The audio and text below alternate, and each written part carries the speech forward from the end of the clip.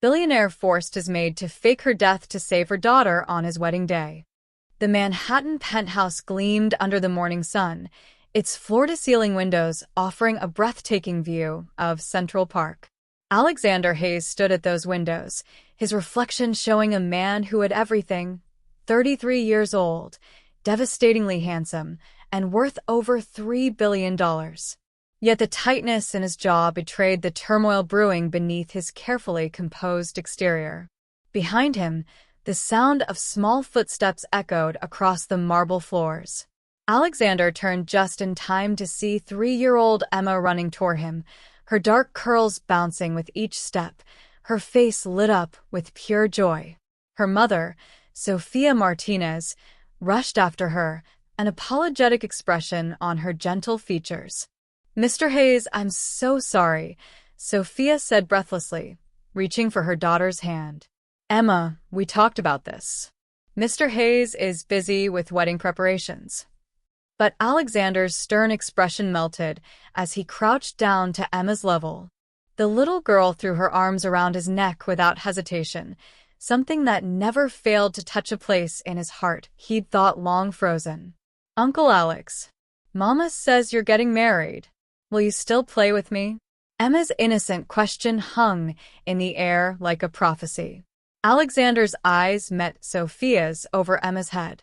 In that brief moment, an understanding passed between them, an acknowledgement of the impossible situation they found themselves in. Sophia had been working as his housekeeper for 2 years, ever since she'd fled an abusive relationship with Emma's father. She'd arrived at his employment agency interview with a black eye she'd tried to cover with makeup, desperation in every word as she explained she needed work immediately, that she had a daughter to protect. Alexander had hired her on the spot. Over the months that followed, he'd watched Sophia blossom from a frightened, broken woman into someone strong and capable. He'd watched Emma grow from a shy, anxious toddler into the bubbly child now hugging him with complete trust. Somewhere along the way, they'd become more than employees. They'd become the family he'd never had. "Of course I'll still play with you, princess," Alexander said, ruffling Emma's hair. But the words felt hollow. Because the wedding was in 3 days and his fiancée, Victoria Ashford, had made her intentions crystal clear. Victoria came from old money, the kind that built empires and crushed anyone who stood in their way. Beautiful, sophisticated, and ruthlessly ambitious, she'd seemed like the perfect match for someone of Alexander's status. Their engagement had been announced in the New York Times. Their wedding would be the social event of the season. But Victoria had a dark side that Alexander had only recently begun to see. 2 weeks ago, he'd overheard a conversation that had chilled him to the bone. He'd been in his study when Victoria and her mother had arrived early for dinner. They hadn't known he was there as they'd stood in the hallway, their voices carrying through the partially open door. "After the wedding, the first thing that needs to go is that maid and her brat," Victoria had said, her voice cold and calculating. "I've already made arrangements." "What kind of arrangements?" her mother had asked. "Let's just say I have friends who can make sure little problems disappear." The child welfare system is easily manipulated when you have the right connections and the right lies. And accidents happen all the time to people who don't belong in our world. Alexander's blood had run cold. He'd wanted to believe he'd misheard, misunderstood. But over the following days, he'd noticed things. The way Victoria watched Sophia and Emma with barely concealed contempt. The phone calls she'd taken private, emerging with a satisfied smile. The documents he'd found in her purse. Falsified reports claiming Sophia was an unfit mother, drug test results that had clearly been fabricated, statements from witnesses who'd allegedly seen Sophia neglect and abuse Emma. Victoria wasn't just planning to fire Sophia. She was planning to destroy her, to take Emma away and place her in a system where she could disappear. And knowing Victoria's connections, the threats against Sophia herself might be even more sinister. Alexander had spent sleepless nights trying to figure out what to do. Breaking off the engagement would put Sophia and Emma in immediate danger. Victoria would strike before he could protect them. Going to the police was pointless. The Ashfords owned half the city's law enforcement. He needed a plan. A desperate, impossible plan. That afternoon, after putting Emma down for her nap, Sophia came to Alexander's study as requested. She looked worried, her hands nervously smoothing her simple gray dress. "Mr. Hayes, you wanted to see me?" "Close the door, Sophia. Please sit down." Alexander gestured to the chair across from his desk. "And it's Alexander. I think we're past formalities now." Sophia sat, her worry deepening. "Have I done something wrong? Is this about Emma earlier? I promise I'll make sure she doesn't disturb you during." "Sophia, stop." Alexander leaned forward, his expression grave. "You and Emma are in danger. Serious danger." For the next 20 minutes, Alexander told her everything. He watched the color drain from Sophia's face, watched her hands begin to shake. When he finished, tears were streaming down her cheeks. "I should have known this was too good to be true," she whispered. "I should have kept moving, kept hiding. I thought we were finally safe here. I thought," her voice broke. "You are safe. You will be safe." Alexander's voice was firm, determined. "But I need you to trust me. I have a plan, but it's going to require you to do something incredibly difficult. Something that will hurt, but will ultimately save you both." Sophia looked up at him, fear and hope warring in her eyes. "What kind of plan?" Alexander took a deep breath. "On my wedding day, you're going to die." The words hung in the air between them, impossible and terrifying. Sophia stared at him as if he'd lost his mind. "I don't understand. How would that save us? If I'm dead, Emma would be alone, and Victoria would." "You're not actually going to die," Alexander interrupted gently. "You're going to fake your death. And then you and Emma are going to disappear, start a new life somewhere Victoria and her family can never find you. I'll make sure you have everything you need, new identities, financial security, protection." "But why the wedding day?" Sophia's voice was barely a whisper. "Because Victoria will be distracted, surrounded by hundreds of guests, with every eye on her. Because I need to create a situation so public, so documented, that there can be no question about what happened. And because," Alexander's voice hardened, "because I need Victoria to believe she's won before I make sure she can never hurt anyone again." Sophia was silent for a long moment, processing the enormity of what Alexander was proposing. Finally, she spoke, her voice steady despite the tears still on her cheeks. "Tell me what I need to do." The next 48 hours were a carefully choreographed dance of deception. Alexander had enlisted the help of exactly 3 people he trusted absolutely: Marcus Chen, his head of security and former Navy SEAL, Dr. Rachel Morrison, his personal physician and longtime friend, and James Patterson, his lawyer, who specialized in making people disappear when they needed witness protection. They met in Alexander's private office at his downtown headquarters, away from the penthouse where Victoria now spent most of her time overseeing wedding preparations. "Let me get this straight," Marcus said, his arms crossed as he studied the detailed plan Alexander had laid out. "You want us to stage a convincing death in the middle of your wedding, with hundreds of witnesses, including some of the most powerful people in New York, and somehow make it look natural enough that there's no investigation, but dramatic enough that Victoria believes it completely?" "That's exactly what I want," Alexander confirmed. Dr. Morrison shook her head, though there was a glint of determination in her eyes. "It's insane. But I think I can do my part. There's a compound. It's used sometimes in surgical training. It slows the heart rate and breathing to almost imperceptible levels, creates a death-like state for approximately 6 hours. The tricky part is dosing it correctly. Too little and Sophia won't appear dead. Too much," she didn't finish the sentence. "Too much and she actually dies," James finished grimly. "Rachel, are you sure about this? If something goes wrong..." "I've been studying this compound for 3 years," Dr. Morrison interrupted. "I'll need to do a practice run with Sophia, make sure her body responds appropriately.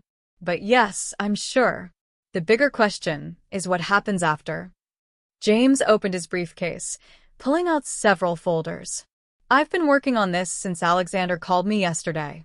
New identities for Sophia and Emma, birth certificates, social security numbers, complete backgrounds that will hold up to scrutiny. I have a safe house in rural Montana, completely off-grid, owned by a shell corporation that can't be traced back to any of us. After the funeral, a private transport will take Sophia and Emma there under sedation to avoid any risk of them being seen. And long-term? Sophia asked. She'd been quiet until now, sitting beside Alexander, her hand occasionally reaching to touch the photo of Emma she kept in her pocket. Long-term, you disappear, James said gently. You become someone else. Emma becomes someone else. You can't contact anyone from your old life, including Alexander. It has to be a complete break. Sophia's breath caught, and Alexander saw her struggling with tears. He understood. She was choosing between two impossible options: stay and risk both their lives, or leave and lose everything they'd built, everyone they'd come to care about. There's one more thing, Alexander said quietly. After the wedding, I'm going to make sure Victoria and her family can never hurt anyone else. I've been gathering evidence of their illegal activities for weeks: fraud, bribery, conspiracy. Once you and Emma are safely away, I'm going to the FBI with everything I have. Won't she suspect you? Marcus asked. If Sophia dies, and then Victoria suddenly gets arrested, she'll be too busy defending herself to think about a dead maid, Alexander said coldly. And I'll play the grieving almost husband perfectly. By the time Victoria realizes what's happened, you'll all be untouchable. They spent the next hours going over every detail.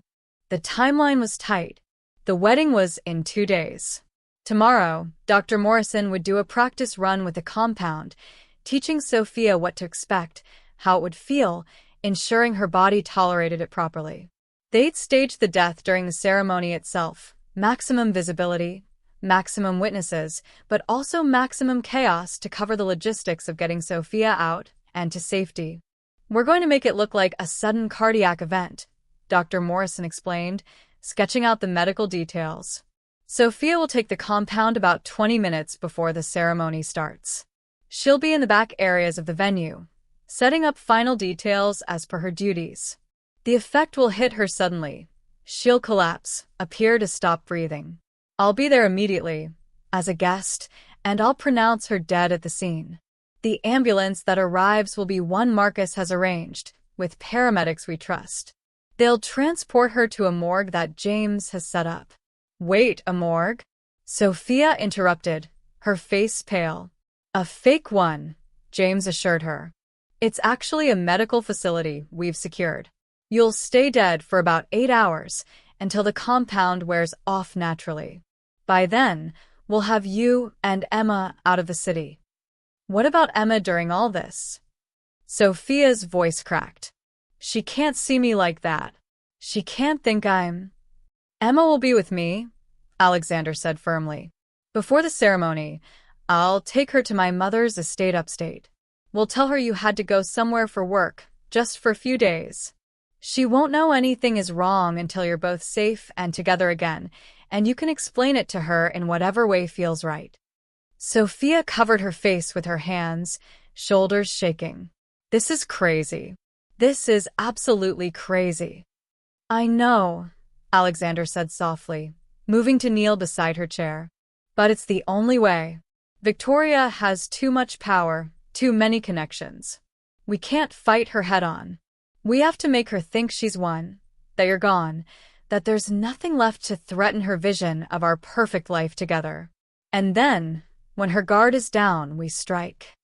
Sophia looked at him, really looked at him, and Alexander saw something shift in her expression. Why are you doing this? You could just call off the wedding, break your contract with Victoria, or whatever arrangement you have.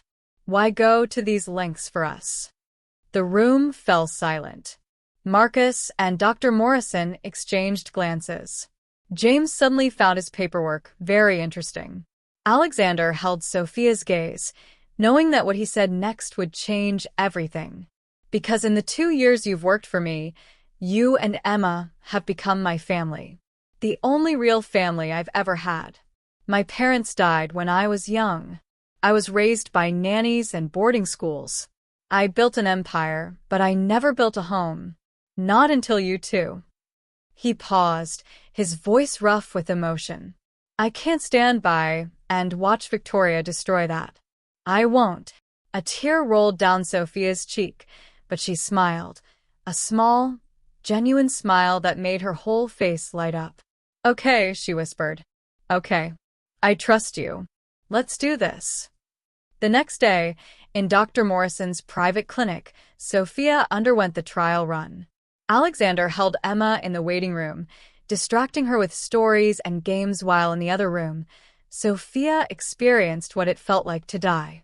Afterward, when the compound had worn off and Sophia had woken, she described it to Alexander in a shaky voice. It was like drowning, but peaceful. I could hear everything, feel everything, but I couldn't move, couldn't respond. For a moment, I actually thought she couldn't finish. But you came back, Alexander said firmly. And tomorrow, you'll come back again. And then you'll be free. That night, Alexander held a small dinner, just him, Sophia, and Emma. They ate pizza on the floor of the penthouse living room, played Emma's favorite games, read her favorite stories. Nobody mentioned what was coming. They simply existed in that moment, holding on to each other in the calm before the storm. When Emma finally fell asleep, curled up between them on the couch, Sophia turned to Alexander. If something goes wrong tomorrow, nothing will go wrong. But if it does, promise me you'll take care of Emma. Promise me she'll be safe, that she'll be loved. Alexander looked at the sleeping child, at her peaceful face, at the way she trusted so completely. I promise, he said. With my life, I promise. The Cathedral of St. James was transformed into something out of a fairy tale. White roses cascaded down every column, thousands of candles flickered in crystal holders, and the late afternoon sun streamed through the stained glass windows, painting everything in ethereal colors. 500 guests filled the pews, celebrities, politicians, business tycoons, all dressed in their finest, all there to witness the union of two of New York's most prominent families. Alexander stood at the altar in his custom Tom Ford tuxedo, the picture of a nervous groom. Inside, his heart hammered with entirely different nerves. He touched the small earpiece hidden beneath his hair, hearing Marcus's steady voice feeding him updates. Sophia is in position. Emma safely delivered to your mother's estate. Dr. Morrison is seated in pew 12. Emergency transport is standing by. All systems go. Alexander's mother, Eleanor Hayes, had been confused but compliant when he'd asked her to watch Emma for the day. She'd always loved Sophia and Emma, often commenting that they brought life to Alexander's too serious existence. She had no idea what was really happening. In the cathedral's back preparation rooms, Sophia moved through her duties on autopilot. As the event coordinator for the penthouse staff, she was responsible for ensuring everything ran perfectly. Her hands arranged final floral touches, adjusted ribbon placements, coordinated with the catering staff, all while the small vial Dr. Morrison had given her burned like ice in her pocket. 20 minutes before the ceremony. That was her cue. Victoria swept past Sophia without acknowledgement, resplendent in a Vera Wang gown that cost more than Sophia had earned in her entire life. Behind her, Victoria's mother, Constance Ashford, did glance at Sophia, a cold, calculating look that made Sophia's blood run cold. In that look, Sophia saw everything Alexander had warned her about. These women would have destroyed her without a second thought. Sophia slipped into a small side chapel, hands shaking as she pulled out the vial. Dr. Morrison had explained exactly how it would feel, but knowing and experiencing were two different things. She thought of Emma, of her daughter's laugh, her small hand in hers, her complete trust that Mama would always protect her. For you, baby, Sophia whispered, and drank the compound. The taste was bitter, metallic. For a moment, nothing happened. Then warmth spread through her chest, followed by a strange lightness. Sophia made her way back toward the main preparation area, knowing she needed to be visible when it happened, needed witnesses. The wedding march began. Through the doorway, Sophia could see Victoria beginning her procession down the aisle, every eye in the cathedral on her. Sophia's heart began to slow. She could feel it, a gradual winding down like a clock running out of power. She stumbled, caught herself against a table. One of the caterers noticed. "Ms. Martinez? Are you all right?" Sophia tried to speak, but her tongue felt thick, unresponsive. The room began to tilt. She heard screaming, felt hands catching her as she fell, but it all seemed distant underwater. The last thing she saw before everything went dark was the ornate ceiling of the cathedral, and she thought, absurdly, that it was beautiful. In the main cathedral, the music cut off abruptly. A commotion at the back of the church drew everyone's attention. Alexander saw Dr. Morrison already moving, pushing through the crowd with professional urgency. He started forward, playing his part perfectly. The concerned employer, the shocked almost groom. "Someone call 911, a voice shouted. "Is there a doctor?" another cried. "I'm a physician," Dr. Morrison announced, dropping to her knees beside Sophia's still form. She went through the motions quickly, checking for pulse, for breathing, her face grave. In reality, she was carefully monitoring Sophia's actual condition, ensuring the compound was working as intended and not dangerously.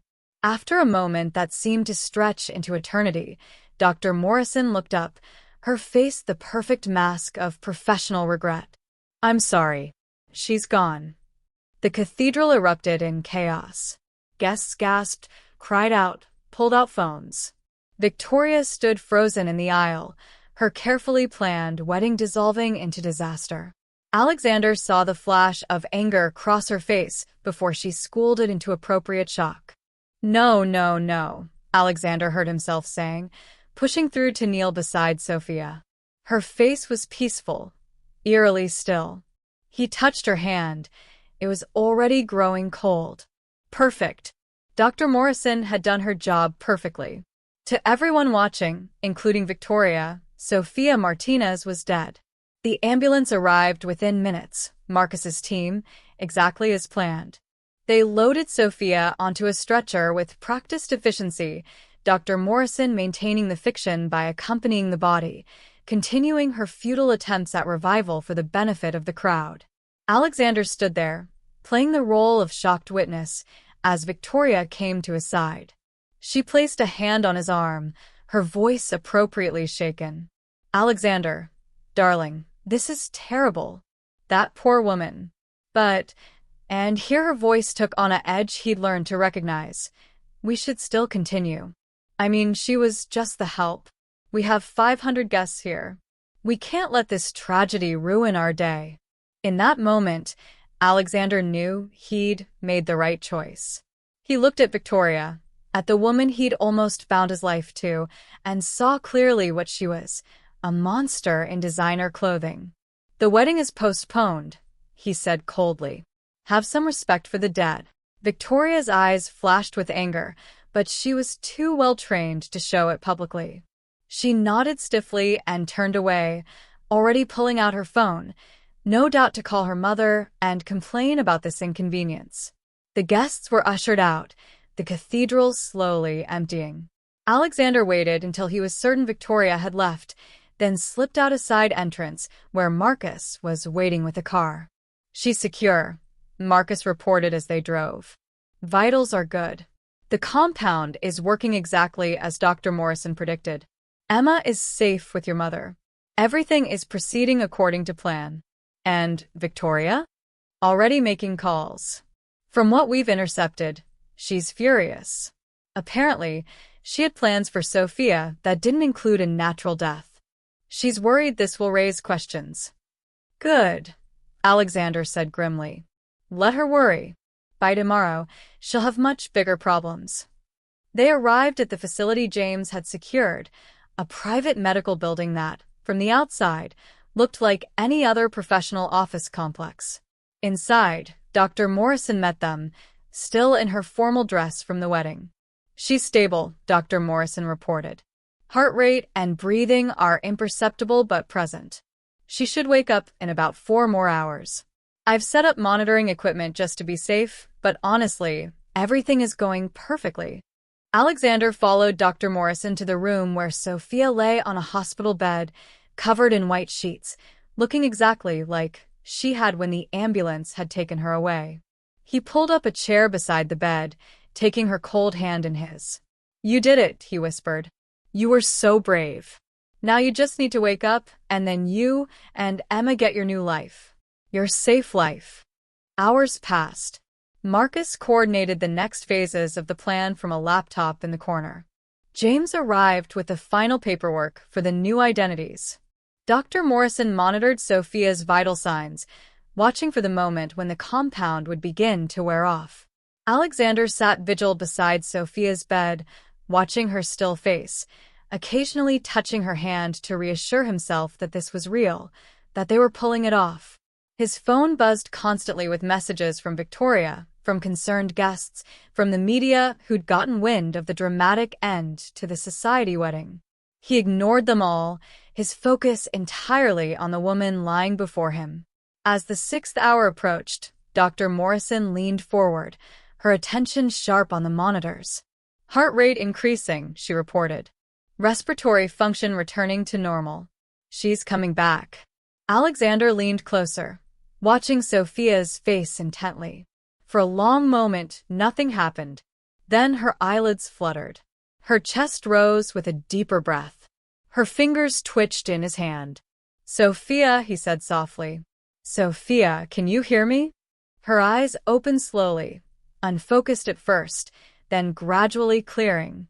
She looked around in confusion, at the medical equipment, at the faces surrounding her, then finally at Alexander.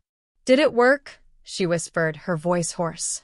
Alexander felt something break open in his chest, relief, joy, gratitude, all mixed together. He squeezed her hand gently. "It worked. You're officially dead. And now you're free." The Montana safe house was exactly as James had described, a beautiful log cabin nestled in a valley surrounded by mountains, so remote that the nearest neighbor was 15 miles away. Snow dusted the peaks above, and the air was so clean it almost hurt to breathe after years in New York City. Sophia stood on the porch, a blanket wrapped around her shoulders, watching the sun rise over the mountains. She'd been here for 3 days now, and she was still adjusting to the silence. No sirens, no car horns, no constant hum of city life. Just wind through the pines and the occasional call of a bird. Inside the cabin, Emma was still sleeping, curled up in a bedroom that James had already stocked with toys, books, and a small bed shaped like a castle. When they'd arrived, still groggy from the sedation that had kept them unconscious during the transport, Emma had been confused and frightened. But Sophia had held her close and told her they were on an adventure, that this was their new home, at least for a little while. "Mama, where's Uncle Alex?" Emma had asked, and Sophia's heart had broken a little. "Uncle Alex had to stay in the city, sweetheart. But he made sure we have this beautiful place to stay. Isn't it wonderful?" It had taken time, but Emma was adjusting. Children were resilient in ways adults couldn't be. Yesterday, she'd played in the snow for the first time, her delighted laughter echoing across the valley. She'd asked about Alexander twice more, but each time with less urgency, already beginning to let him slip into memory. Sophia wasn't adjusting as well. Every quiet moment, she thought of Alexander. Was he safe? Had Victoria discovered the truth? Had his plan to expose her worked, or had it backfired? She had no way of knowing. No phone, no internet, no connection to the outside world. It was necessary for their safety, but it was torture. The door opened behind her, and Marcus stepped out, holding 2 mugs of coffee. He'd been their only connection to the world they'd left behind, staying at the cabin to ensure their security and to manage the final details of their new identities. "Thought you could use this," he said, handing her a mug. "You're up early." "Couldn't sleep," Sophia admitted. "This is all so surreal. 3 days ago, I was dead. Now who am I, Marcus? Who am I supposed to be now?" Marcus leaned against the porch railing, his expression thoughtful. In the past days, Sophia had learned that beneath his tough exterior, Marcus was a kind man who'd seen too much darkness in the world and had dedicated his life to fighting it. "Your new identity is Sarah Mitchell," Marcus said. "Elementary school teacher from Portland, recently widowed, moving to Montana for a fresh start with your daughter, Lily." James created a complete background, employment history, references, even a deceased husband with death certificate and obituary. It'll hold up to any scrutiny. "Sarah Mitchell," Sophia repeated, testing the name. It felt foreign, like wearing someone else's skin. "And Emma becomes Lily. She's young enough that she'll adapt quickly," Marcus assured her. "Kids are amazing that way." "Have you heard from Alexander?" Sophia couldn't keep the question in any longer. "Is he safe? Did everything work with Victoria?" Marcus's expression became guarded. "Alexander left strict instructions that I'm not to tell you anything about what's happening back in New York. He said it's safer for you if you don't know, if you can honestly say you have no contact with anyone from your old life." "Please," Sophia's voice broke. "I just need to know he's okay." Marcus was quiet for a long moment, clearly wrestling with his orders and his conscience. Finally, he sighed. "All I can tell you is that Alexander is fine, and everything is proceeding according to his plan. Victoria won't be hurting anyone else. That's all I can say." It had to be enough. Sophia nodded, wrapping her hands around the warm coffee mug, trying to fill the cold place inside her. "There's something else," Marcus continued. "James will be arriving this afternoon with your final paperwork. After that, I'll be leaving. You'll be completely on your own. Alone." Fear spiked through Sophia.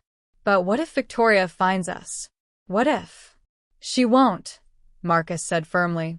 "This place is owned by a shell corporation 3 layers deep. Your new identities are bulletproof. And Victoria has much bigger problems right now than tracking down a dead maid. Trust me, Sophia. You and Emma are safe."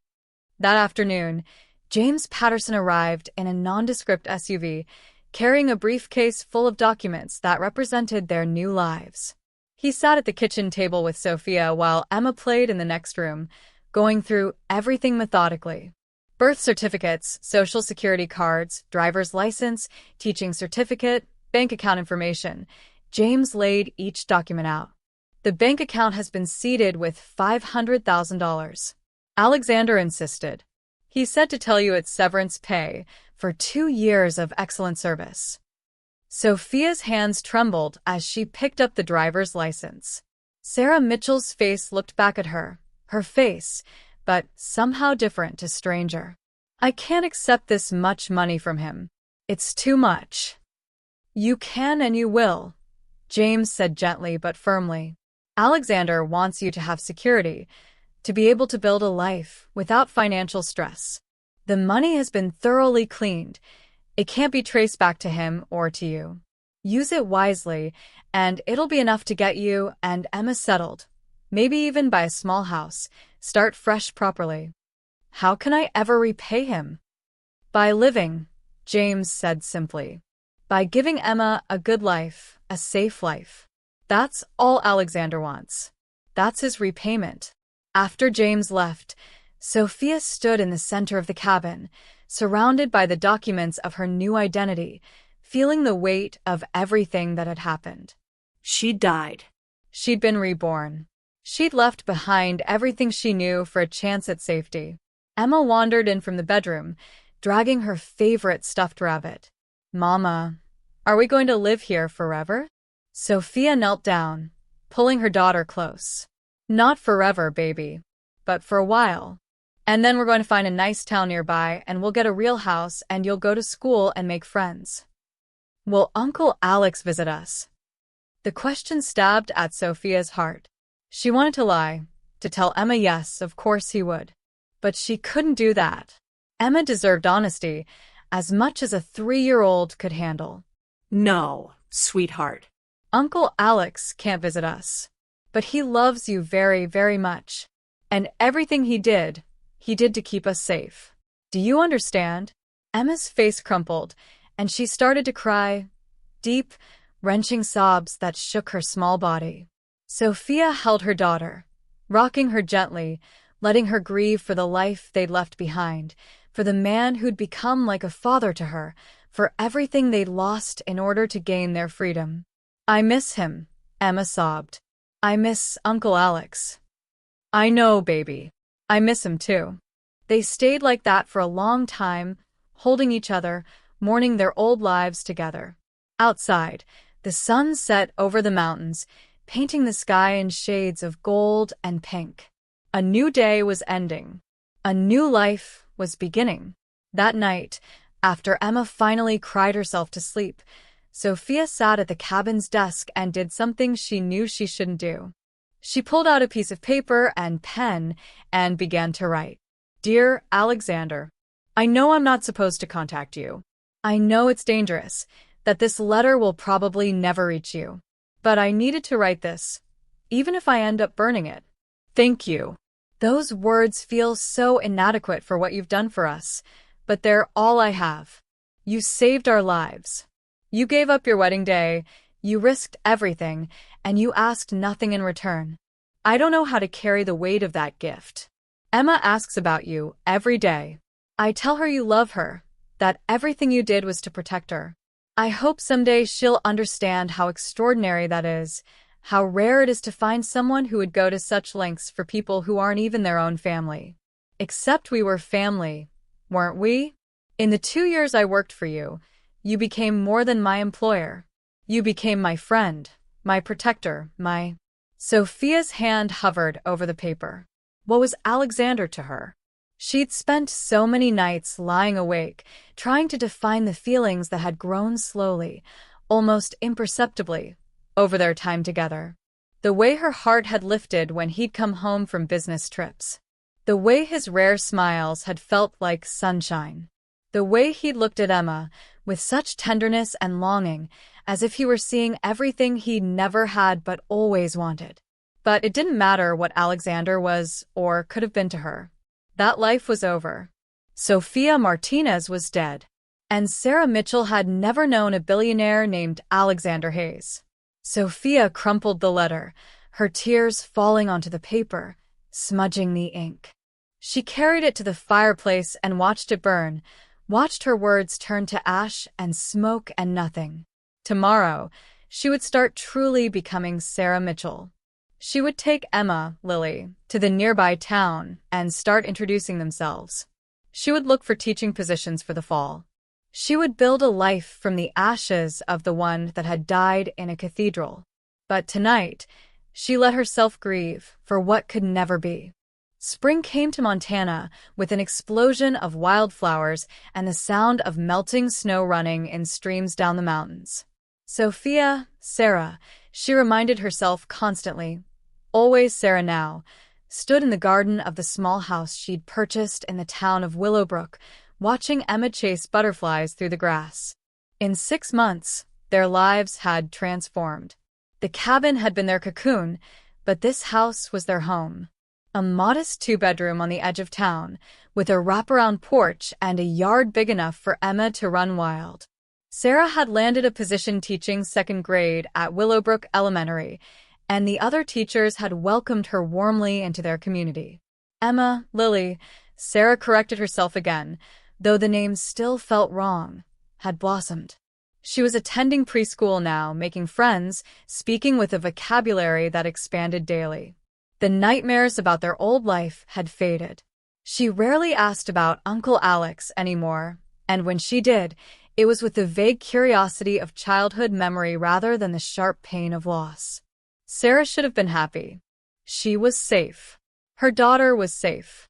They had a good life here, a peaceful life. So, why did she wake up every morning feeling like something essential was missing? She knew why. She just didn't let herself think about it. The sound of a car on the gravel driveway made Sarah turn. It was probably Jennifer from next door, coming to invite them to another community potluck. The people of Willowbrook were friendly to a fault, always trying to include the young widow and her daughter in their activities. But the car that pulled up wasn't Jennifer's familiar minivan. It was a sleek black SUV with tinted windows, completely out of place in their small town. Sarah's heart began to race. She moved instinctively toward Emma, ready to grab her daughter and run if necessary. The driver's door opened, and Marcus stepped out. Sarah froze, caught between relief and terror. Marcus's presence could mean only one thing. Something had happened. Something had gone wrong. "Lily, sweetie, go inside and watch your show," Sarah said, trying to keep her voice calm. "Mama needs to talk to this man." But Mama... Inside. Now. Something in Sarah's tone made Emma obey without further argument. She ran toward the house, glancing back curiously at the stranger before disappearing through the front door. Marcus approached slowly, his hands visible, his expression unreadable. "Hello, Sophia." "It's Sarah," she said automatically, her voice tight. "Why are you here? Is Alexander?" She couldn't finish the question, couldn't voice the fear that had suddenly gripped her heart. "Alexander is fine," Marcus said quickly. "I'm not here because something went wrong. I'm here because something went right. Can we talk?" They sat on the porch steps, far enough from the house that Emma wouldn't hear. Sarah's hands were shaking, and she clasped them together in her lap to hide it. "Tell me," she said. "Tell me everything." Marcus leaned back, his eyes on the mountains in the distance. "After your death, Alexander played the grieving, almost groom perfectly. The media ate it up. Tragic death at high society wedding, billionaire devastated, etc. Victoria tried to get him to reschedule the wedding immediately, but Alexander insisted on a period of mourning.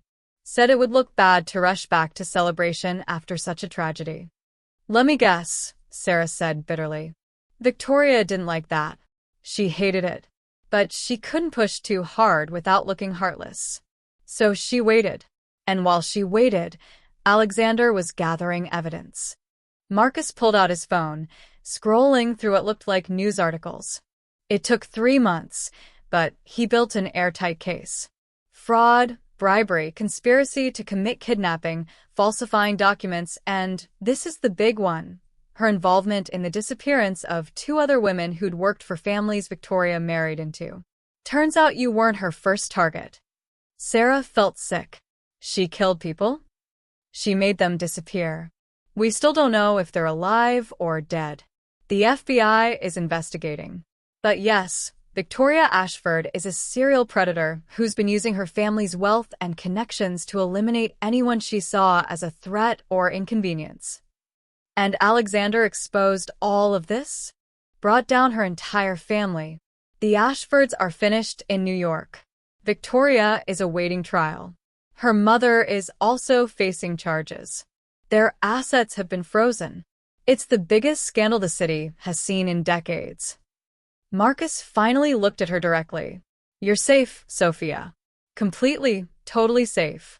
Victoria can't hurt you ever again." The relief that washed over Sarah was so intense, it was almost painful. She'd been carrying fear like a stone in her chest for 6 months, always waiting for the other shoe to drop. Now suddenly, that weight was gone. "Why didn't Alexander tell me sooner?" she asked. "Why wait 6 months?" Because he wanted to be absolutely certain.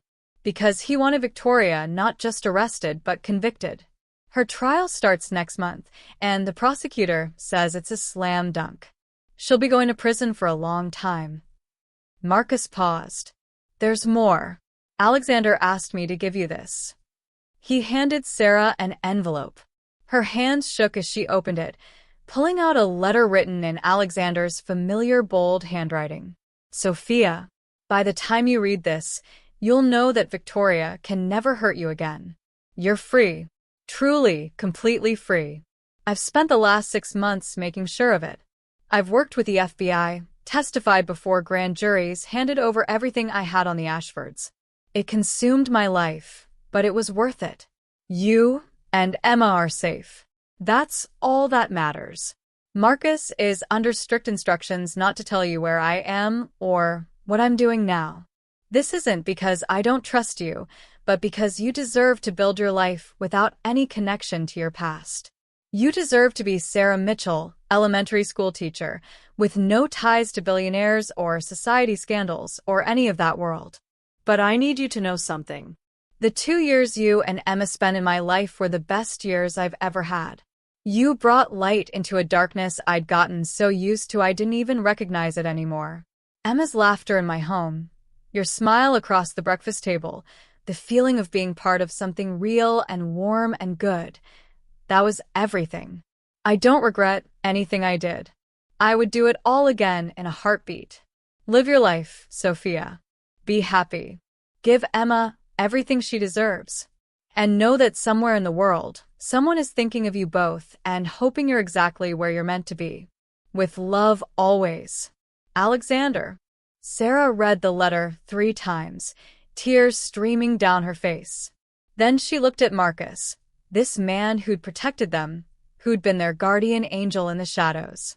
Where is he? She asked. I need to see him. I need to thank him. Marcus shook his head. He knew you'd ask. He said no. Marcus. He made me promise, Sophia. He said if he sees you again, he won't be able to let you go. He said you deserve a normal life, a quiet life, away from all the chaos that surrounds him. He said the best thing he can do for you is stay away. That's not his choice to make. Sarah's voice rose, emotion overwhelming her. I'm not a child to be protected. I'm a grown woman, and I deserve to make my own choices about my life. Then make them, Marcus said gently. You're free now. You can go back to New York if you want. You can reach out to Alexander. I won't stop you. But think carefully about what that means. Are you ready to step back into that world? Is that what you want for Emma? Sarah stood abruptly, pacing the porch, Alexander's letter clutched in her hand. Everything Marcus said made sense. The logical, practical part of her new Alexander was right. She had a good life here. Emma was happy, safe, thriving. Going back to New York, stepping back into Alexander's orbit, would risk all of that. But the other part of her, the part that had spent 6 months with an ache in her chest that never quite went away, wanted to scream that life wasn't just about safety and logic. It was about love, about family, about the people who fought for you when you couldn't fight for yourself. I need to think, she said finally. Will you stay in town for a few days? Give me time to process all of this. Marcus nodded. I'm at the hotel on Main Street. Room 14. Take all the time you need. After Marcus left, Sarah sat on the porch for a long time, watching the sun move across the sky, turning Alexander's letter over and over in her hands. Inside, she could hear Emma playing, her high voice singing a song she'd learned at preschool. That night, after putting Emma to bed, Sarah made a decision. She pulled out her laptop, she had internet now, carefully secured, and began to search for news about Alexander Hayes. What she found shocked her. In the 6 months since their escape, Alexander had changed. The business tycoon who'd rarely appeared in public now seemed to be everywhere. He'd started a foundation dedicated to helping domestic violence survivors, providing legal aid, safe housing, and new identity services for those fleeing abusive situations. In interview after interview, he spoke passionately about protecting the vulnerable, about how the system failed those without money or power, about his determination to change that. He never mentioned Sophia or Emma by name, but Sarah could read between the lines. This was Alexander's tribute to them, his way of making their sacrifice mean something. He looked different too. Older somehow, despite only 6 months passing. There was a weariness in his eyes that hadn't been there before, even as he smiled for cameras. Sarah made her decision. The next morning, she called Marcus. I need you to give Alexander a message. Sophia. Sarah, she corrected. I'm Sarah Mitchell now, And I'm going to stay Sarah Mitchell. Emma is Lily, and this is our home. But I need Alexander to know something. What do you want me to tell him? Sarah took a deep breath. Tell him that what he did, the foundation, the advocacy work, it's beautiful. Tell him I'm proud of him. Tell him that he made the right choice, letting us go, giving us this life. Tell him Emma asks about her Uncle Alex sometimes, but she's happy. She's thriving. Tell him. Her voice broke.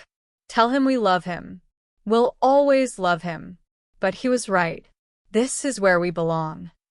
There was a long silence on the other end of the line. Then Marcus said quietly, he'll want to know if you're happy. Tell him I'm learning to be. Tell him it gets a little easier every day. And tell him that someday, when Emma is older, I'll tell her the whole story. I'll tell her about the man who loved us enough to let us go. 3 days later, Marcus left Willowbrook. Sarah stood on her porch and watched the black SUV disappear down the road, knowing it was carrying her message back to the man who'd saved their lives. Life moved forward. Sarah taught her second graders, attended parent-teacher conferences, went on chaperoned field trips. She made friends with the other teachers, went on a few awkward dates that never led anywhere, planted tomatoes in her garden. Emma grew like a weed, losing her baby face, becoming more herself every day. Sometimes, late at night, Sarah would pull out Alexander's letter and read it again. She'd think about what might have been in another life, another world. But then Emma would call out from a nightmare, or the morning sun would stream through her window, or one of her students would make a breakthrough she'd been working toward for weeks, and Sarah would remember that this life, this quiet, simple, safe life, was its own kind of miracle. A year after Marcus's visit, on a crisp autumn morning, Sarah received an unmarked package. Inside was a children's book, beautifully illustrated, about a princess and a magical guardian who protected her from dragons. On the title page was a handwritten inscription. For Lily, with all my love. May you grow up brave and strong and free. Your guardian angel. Sarah held the book to her chest and cried, tears of grief for what was lost, tears of gratitude for what remained, tears of hope for what was yet to come. That evening, she read the book to Emma, who listened with wide eyes, enchanted by the story of the princess and her protector. Mama, Emma asked when the story ended, do you think guardian angels are real? Sarah looked at her daughter, at this beautiful child who'd been saved by a man who'd expected nothing in return, who'd sacrificed his own happiness for theirs. Yes, baby, Sarah said softly. I know they are. They're very real. That night, Sarah wrote one final letter, though she knew she'd never send it. Dear Alexander, thank you for the book. Thank you for everything. We're happy. We're safe. We're loved. And we carry you in our hearts, always. That's enough. It has to be enough. With all the love I cannot speak, Sophia. She burned the letter in the fireplace, watching her words turn to smoke and ash, releasing them into the universe along with her grief. And then she walked into her daughter's room, kissed Emma's sleeping forehead, and whispered, Thank you, Alexander Hayes. Thank you for our lives.